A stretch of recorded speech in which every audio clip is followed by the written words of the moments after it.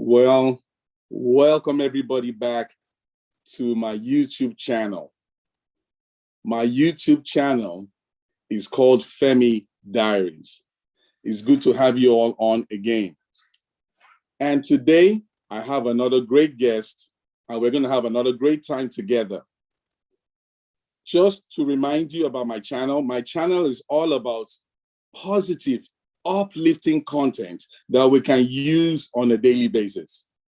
Today, again, I have a great guest in the house. And before I introduce the topic we'll be talking about today, I just wanted to remind you to subscribe to my YouTube channel, like my videos, and subscribe. And it will be one of the best things you've ever done. Well, without any further ado, I'm going to introduce my guest today. Now, when you talk about people that have really affected your life, people that you know without the contributions they made in your life, you won't be where you are. That's part of what I have to say about my guest today. He's a father figure to me. He's a mentor. When you talk about somebody you love and that you trust, and that's why our topic today, really being a very sensitive topic, he was the one I really wanted to bring onto the channel to help address this topic and to help people out there to really understand the issues of sex more clearly. And without further ado, I'm going to introduce you to, I call him Elder David Johnson. Elder, how are you doing today, sir? I am absolutely wonderful. I'm blessed. I'm honored to be a part of this particular project and to be featured, to be asked to do this by you and with you, sir. See, I am Elder David Johnson. We go back a long ways. And like I was saying a moment ago, that I see him as a father figure. And some of my material on my channel, I've talked quite a bit about, people like young men and people getting input into their lives and people contributing and making value, putting value into people's lives. He is one of those people that has really, really contributed a lot in my life. And I know you guys are going to have an awesome time in our discussion today with Elder David Johnson. Elder, we're going to begin this discussion today. Again, it's a sensitive topic. I think sometimes a lot of people shy away from this topic about sex. I remember somebody mentioning something about how when we were growing up, the issues to do with money, the issues to do with sex, and I think there's one more I don't remember right now, were issues that many times our parents or people older than us never wanted to discuss, but everybody wants those things. Everybody wants money, everybody wants sex, everybody wants these things, but they don't want to talk about it. And it's sad to say also that even in our local assemblies and in our churches many times, that people really don't address these issues. So today we'll be kind of looking very briefly at this issue of sex and the role of sex in our society and in our community. Now, just to begin, I just want to kind of mention a few things from my observation and from some of the research I've looked at. The issues to do with sex have created issues with global sexual trafficking, for example. It's a global phenomenon, it's a global epidemic and problem because people are being transported out of different countries as sex slaves to different countries and to different places. Again, we've seen that through, our family units not being very strong and very stable, there has been a great rise in single parent families. Now, I think it's about 28% of the whole of the United States now are single parent homes, which is a high figure from when back in the 60s, because back in the 60s, it was about 88% of children lived in two-parent homes. So we are seeing changes like that. We've also seen a great rise in blended families also. These days, our youths are sexually active as early as 12. That's another issue. Now, some of the problems that cohabiting, people cohabiting together has created.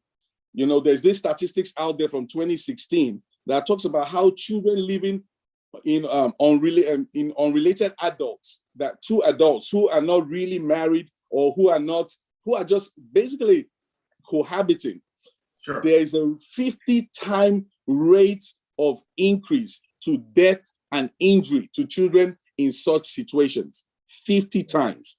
Also, this research also shows that children that are being abused and are facing risk factors for in parents cohabiting together who have no real mutual relationship, that it causes a 40-time increase in death and in injury to children in those kind of situations. Yes. So we begin to see here very, very alarming figures and very alarming situations, which could have been prevented if people were in a two-family home a lot of times.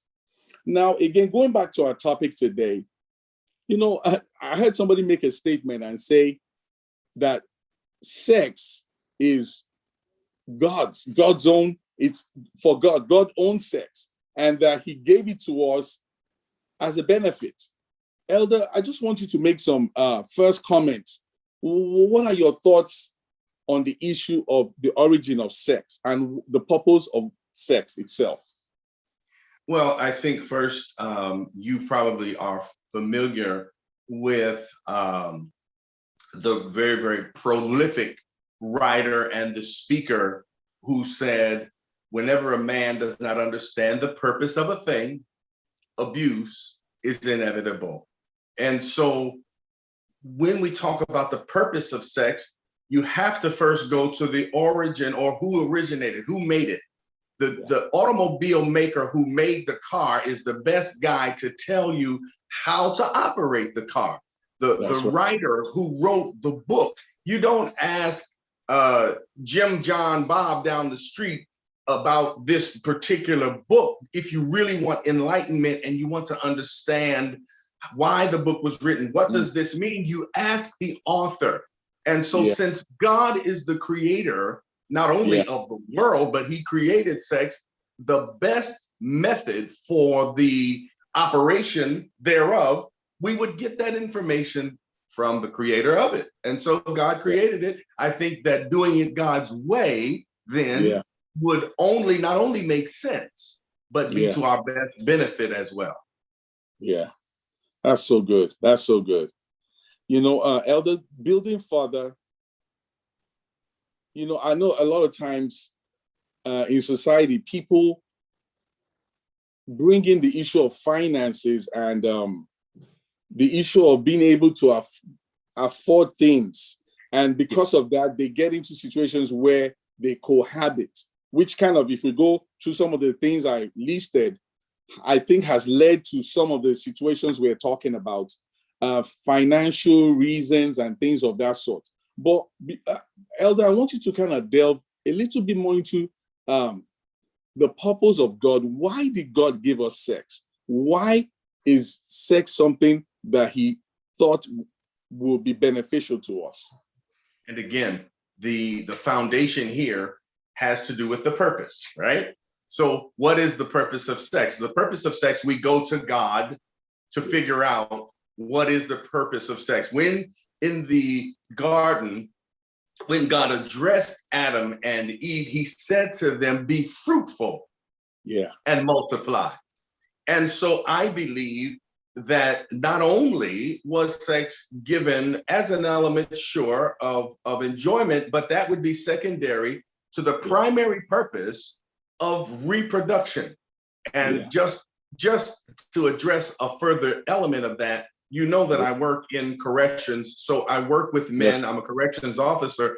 And so one of the things that I say very, very often, and I'm glad that we have this platform because someone may need to hear this. I say to young men, until and or unless you are financially prepared and emotionally invested in making the life of a child better, don't make it. Because I believe that the purpose in making a child, as a man, I believe that the purpose in making a child is to make their lives better. And too many of us are participating in the activity without fulfilling the reality of the purpose, and their lives are shattered. Wow. Elder, I want you to unpack that further, that our men, need to be in a situation where they're emotionally and mentally and financially able to bring life into this world. Because basically what we are talking about now is an epidemic of single home families. It has completely shifted the trajectory of society. Yes. And part of this has happened because many of these single parents were involved with people who did not commit themselves to them. So let's help us unpack this a little bit further. What are some of the issues that you think have led to our men not being in a position to be able to emotionally, financially, really support the kids they bring into the world? I think the foundational problem is men, fathers, do not understand the power of our paternity. We don't understand the power of our position, nor do we understand the purpose for which we do whatever it is that we do. This is a universal problem. So many people engaging in activities without understanding the purpose of the activity. Here's the real deal. You're not a man because, in my opinion, because you can make a baby. Test tubes can make babies. We are only men when this is my opinion, we are only men when we understand and provide for the baby, when we teach them, train them, we rear them, we discipline them, we make them into productive citizens that can go out and contribute into society. And so if we're not participating in the sexual act with that in mind, very likely there will be abuse. That's good, Elder. Wow. It bothers me, Elder, that today, first of all, our children, as young as 1 or 2 years old, all of them, everybody's on equipment and devices these days, are able to access the internet, able to surf, and, many times, even the parents sometimes are not, the generational issue sometimes has been a factor where the kids even know how to use the devices better than the parents. And on these devices, the kids are open to all kinds of things. Yes. We talk about pornography. We talk about all kinds of things that could be detrimental to these kids. And now, like I gave in the research, is showing that kids much younger are already actively sexually active. So how do we begin to address these issues in the society and in the community? Again, my concern, and again, and I don't mean to downplay the role of the woman. We thank God for them and they have their role. And so I don't want a woman that may be listening to this to feel sidelined or like I'm making less of them. I can only talk from a man's perspective because I'm a man. And so my concern is that fathers, we don't understand or participate in the making, the teaching, the training, the development. If there is going to be a true understanding of my child understanding how sex works, why sex, what is the purpose of sex, I think it is my position, it's my place, it's my responsibility to teach, to train, to educate my son into an understanding so that when I release him into the world, he goes prepared. He's not uncertain. He's not in the dark or ignorant. He understands what the purpose of sex is, and he has a responsibility, not just doing whatever he does without a sense of comprehending the understanding, the purpose of sex. There's a purpose. And again, I think fathers have a greater responsibility than just procreation, and a greater responsibility than just bringing money in the house. Wow. Elder, you've said some very important points there that I would like you to kind of further develop on the role of the male beyond just monetary and financial support. You talked about the male being involved in the development and in the educating of the children. Now, again, like we've looked at, society is much different from what it looked like 30, 40 years ago. Now, kind of walk us through some of the things that I believe will be very helpful for parents or young men today to know, even before they begin to think in line with, becoming a parent or having children. What are some of the things that will be very helpful for our young boys becoming adults, becoming teenagers, becoming adults? What are some of the things, in your opinion, that will be very helpful for them to know? Excellent idea. I think one of the first things that needs to be not only understood, but we need to embrace it. We need to be committed to this before we begin the act of procreation. And sex is all about procreation. You can't get in there and do things and then all of a sudden, oh, we act surprised because we created a baby. No. So the greater issue, in my opinion, is that fathers need to understand that it's very difficult for a young man to imitate something that he's never seen. So that's good. How is a young man to understand manhood? He should have an example in his father who represents manhood, a man who carries himself with dignity. He carries himself with respect and integrity. He does what he says he's going to do. And not only in society, but to his children. When he says he's going to do something, he does what he says he's going to do. They need to understand financial transactions. How does money work? What is the value of money? How do I treat a woman? If my son does not see me as a father, as his father, treating my wife with respect, he learns what he learns from me. And I'll lastly, because I could go on and on and on. I think the greater issue, again, becomes there is much more caught than can ever be taught. He's watching me. Your son, may I say to your audience, your son is watching you. He's learning how to be a man. He's learning how to treat his wife by the way you treat his mother. He's learning what is proper to say to his wife. And so if we are calling them bees, and you understand? Yes, sir. If we're calling them names, he learns that that is normal and it's okay. And that's not okay. Wow. Elder, I like you're really taking us to the foundation, because that's where I believe things have to start from the family unit itself. We have to go back, first of all, to God, who ordained sex, or who gave us sex. We have to go to the one who originated sex itself. And now that you've kind of walked us through why he gave us sex, now you're beginning to establish the importance of the family unit and the role that the father or the male figure in the home many times has to play. And that is huge as regards what happens in society. From everything, your perspective and everything you have said, it hugely affects the outcome in society.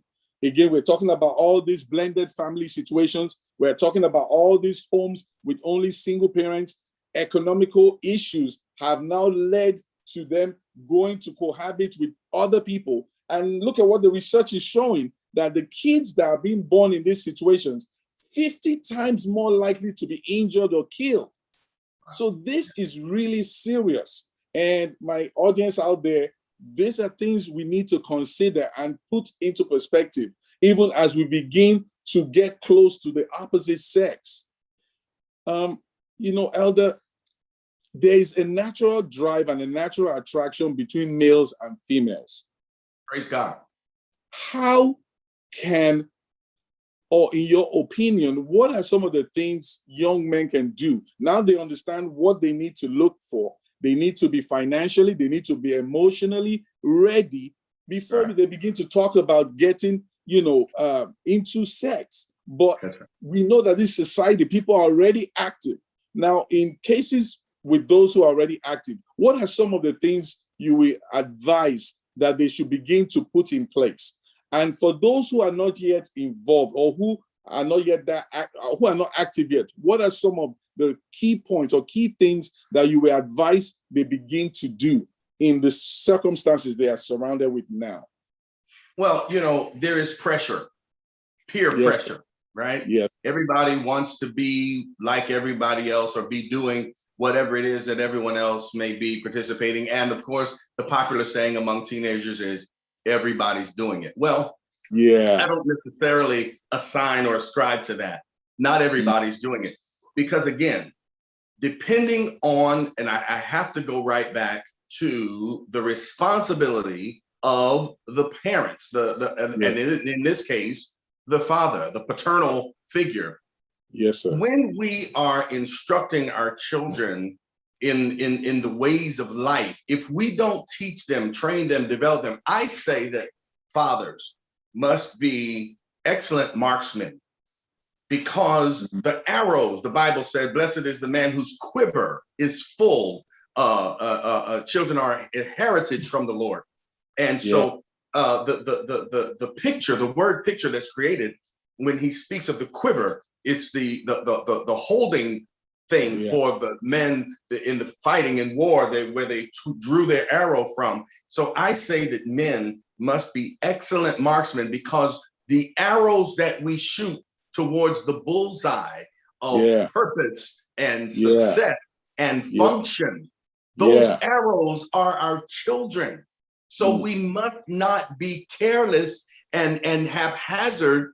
We have to understand why it is that we're doing whatever it is that we're doing. So to that person that you asked me to speak to particularly, specifically, I want to say to young men, please take your time and understand whatever it is that you're participating in before you start participating in it.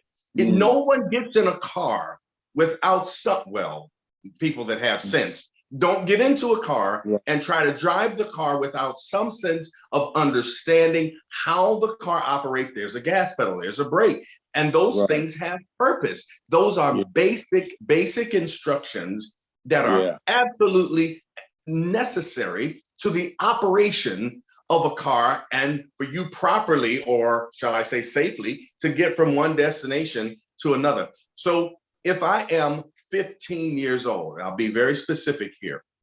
If a young man is 15 years old and he wants to be sexually active, things that he needs to consider and understand is, number one, are you financially, son, able to feed, to take care of, to put diapers and clothes on a baby? Are you prepared to do that? Are you prepared to give up your education? Do you have any plans for going to college? Oh, yeah, I want to go to college. Okay, well, then you can't do this. You see, and so this step by step that fathers have to take their proper place. And the problem, in my opinion, is that too many of us are not in place. We're not teaching. We're not modeling. We're not there to teach. We are everywhere else, but in the place of purpose. I work in an incarcerated population. So we are often everywhere else, but in the place of purpose, in the place of power, in the place of magnifying and preparing our paternity to go out and to be effective and efficient. And again, at almost 60 years old now, if I talk long about the football games that my father never came to, the basketball games, the track meets, I'm a singer, I'm a songwriter, I'm an author. My father never participated in anything in my life. And son, if I keep talking, I get emotional. You know why? Because at 60, it still hurts. So I say to these incarcerated men, because you tell me that you love your child, I want you to understand, we that participate in these things without understanding and proper preparation, we are preparing them for a lifetime of pain and dysfunction. And that's not fair. It's not fair. Good. This is so good. I wanted to say to my audience something you had said earlier. You said that fathers and males in the family have to model masculinity to their sons, and that is really what they pick, and that's what they observe. Yes. They watch their parents. That's right. They watch what they do. And that's so important for us to really keep. I didn't want to miss that point. So let me, if you don't mind, let me put this in too, because we yes, fathers, we have daughters. Yes. And so I really want to throw this in now. Of course, I'm a little older. So the Oedipus Rex theory, which was developed by Sigmund Freud, yes, held that the opposite sex child often fell in love with the parent of the opposite sex. Well, by 7 or 8, they start figuring out, well, they can't marry daddy because mommy's married to daddy. But by then, the image of the man is etched into the subconscious mind of that little girl. And like a heat-seeking missile, around 15, 16, she begins to find and seek out the kind of man who is etched in her subconscious. And so men, we must understand we are called to be the man that we want our daughters to marry, because if we don't, we set the bar. And they may be very low fruit because of the example and the model that we've placed before them. Right.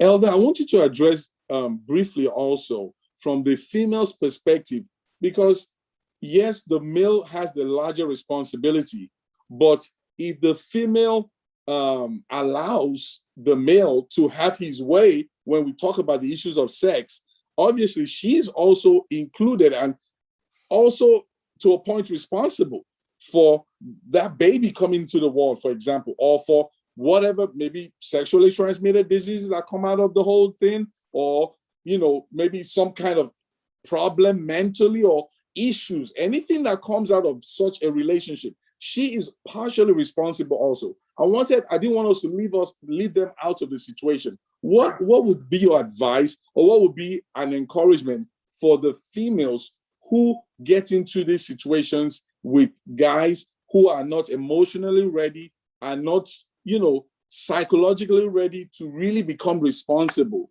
and they want to engage in sex? What would be your advice to the females? Again, it is my concern, and this is my statement that I make to many of the incarcerated young men that I'm privileged to interact with and to lead. It is often parents that mess up their kids.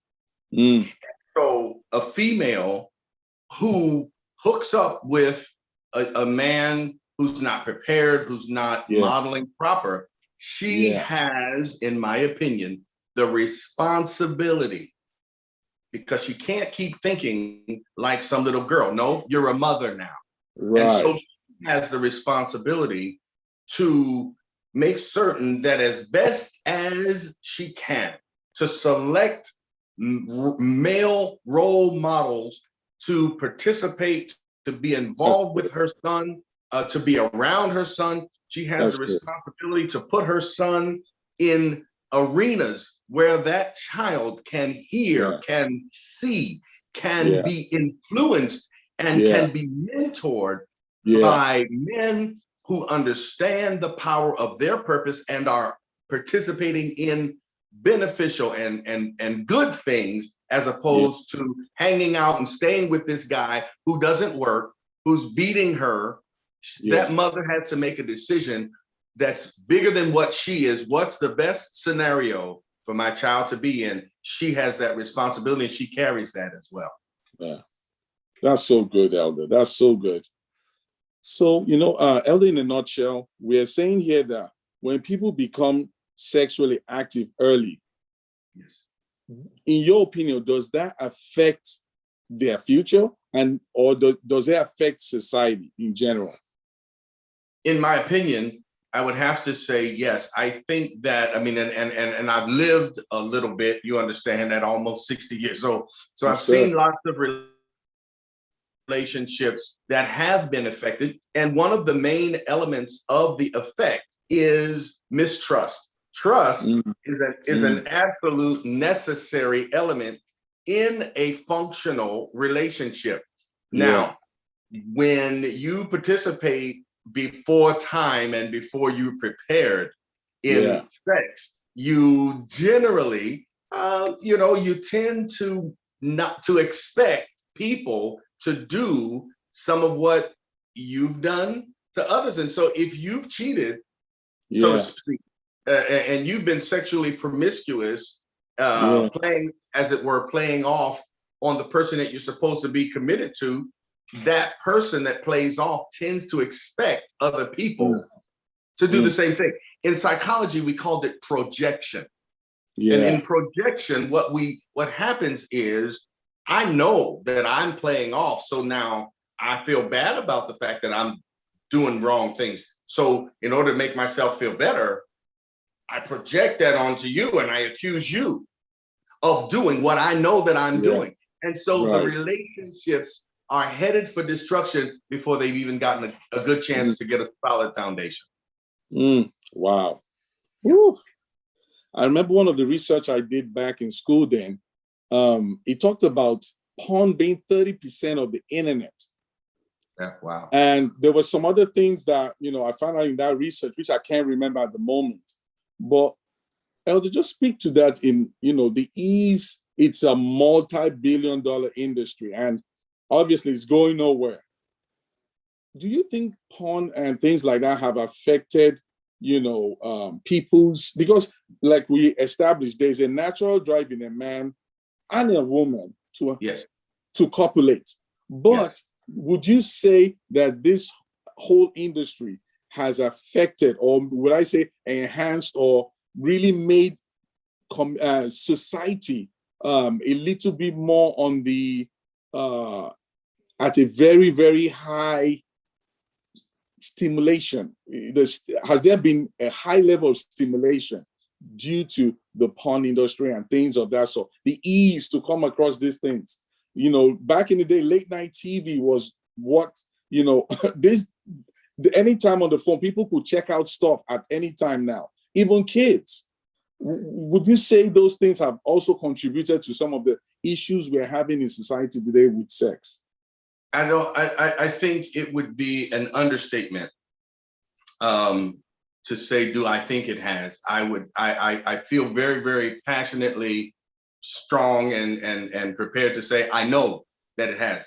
I have information firsthand, men that I've counseled who, and I'll be very graphic here, who, because of pornography, they take care of themselves, so to speak, you understand, in respect to masturbation. So then when they go to the bedroom, they can't take care of their wife. They can't fulfill the sexual need that the wife has. Come on, who does that?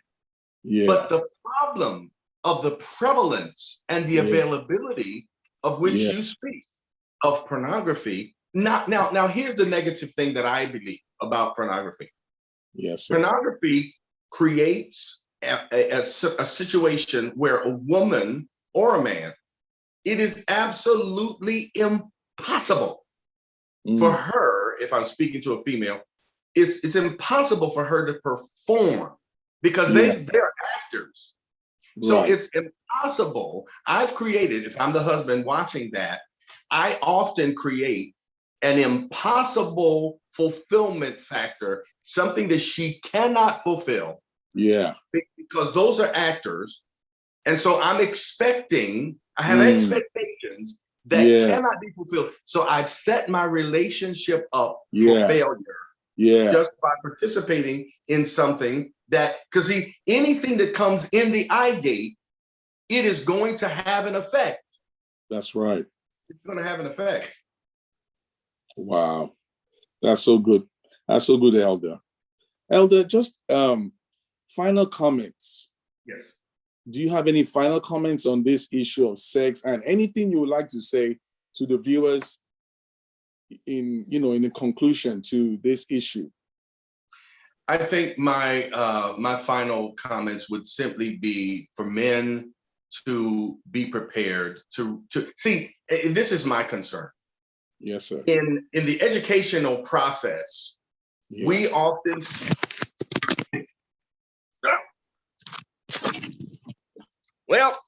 that's some of the things that happen. Sorry about that. we spend thousands and thousands and thousands of dollars in preparing ourselves for education. All right. Can you hear me okay? Yes, I can. Thousands and thousands of dollars we spend preparing for an education. Education, we get out and get into a career. The career is often here today and gone tomorrow. Watch it. But in the areas that we men will occupy for the rest of our lives concerning manhood, concerning fatherhood, concerning being a good husband, we won't spend $50 and go to a seminar.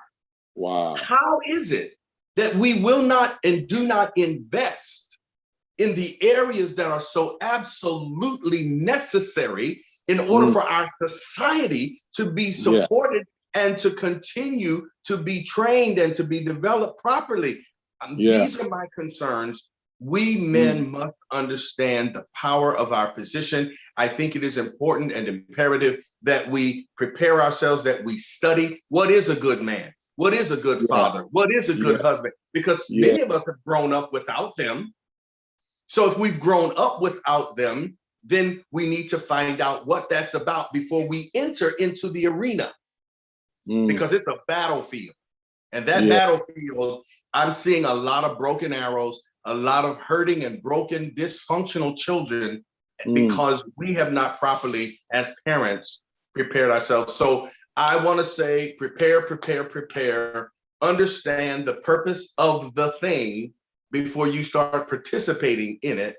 And again, until you're financially prepared and emotionally invested in making the life of a child better, don't make them. To the husband, I say, until you are financially prepared and emotionally invested in making the life of the woman who you plan to marry, or you want to get into a relationship, if you're not prepared to make her life better, leave her alone. Because I believe, now this is crazy, it's gonna sound crazy. This is really bad. All right, we're not putting it back in there anymore. I believe that a man who understands the power of his purpose, everything he touches, he makes it better. That's what a man is. That's what men are all about. Now, that's what I believe. And so I see us as, and again, I don't mean to linger, I see us as thermostats. And a thermostat controls and it regulates and it makes the atmosphere better. If it's too hot, the thermostat makes it cool. If it's too cold, the thermostat warms it up and makes it much more comfortable. That is the way I see us as men, the necessity and the power of our purpose. We need to understand who we are and what it is that we're called to do, and then participate in that in excellence and watch the world and our children be a better place. Wow, Elder, this is good. This is good. Awesome, awesome tips, awesome advice, awesome contribution today. Elder, please, I know you've written some books. I would like you to give our audience the titles of some of these books, where they can find them, and if some of our viewers wanted to connect with you, your website and some of your social media handles.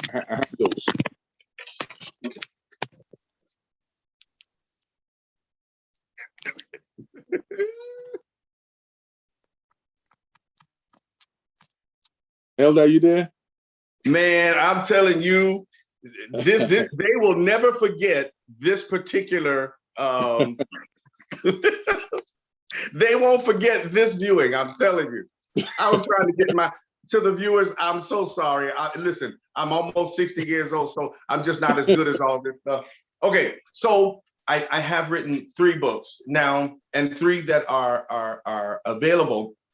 The first book that I wrote is called, as you can see, Priests, Prophets, and Kings. This book, I actually rewrote it because I felt as though I titled it incorrectly and I had long chapters. So Priests, Prophets, and Kings is actually now rewritten as Order in the House.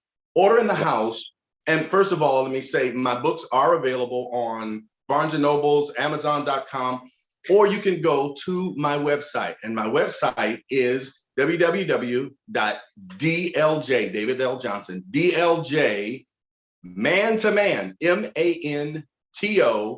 MANTOMAN, mantoman.org, DLJ.man, mantoman.org. and you can get my books there as well as Amazon or Barnes & Noble. Order in the House, real quick, is an autobiographical expose of the hell that I went through on my way to trying to figure out how to be a man who had a clue as to how to establish order in my house. And the bottom line here is that if there is not order within my life, it's going to be very difficult to manifest order in my house. That's and good. Then the other book, Man on Purpose. This title is a euphemism for the fact that you're not a man by happenstance, by chance, nor by mistake, but you are a man who understand that with your manhood comes certain expectations and responsibilities. Now, that's one side of it. The other part of the euphemism has respect to the fact that the man who knows what he's supposed to be doing and he's doing what he's supposed to be doing, man on purpose. And in chapter 3, I give the definition, and it's actually an equation that defines the purpose for your maleness. What is the purpose for your maleness?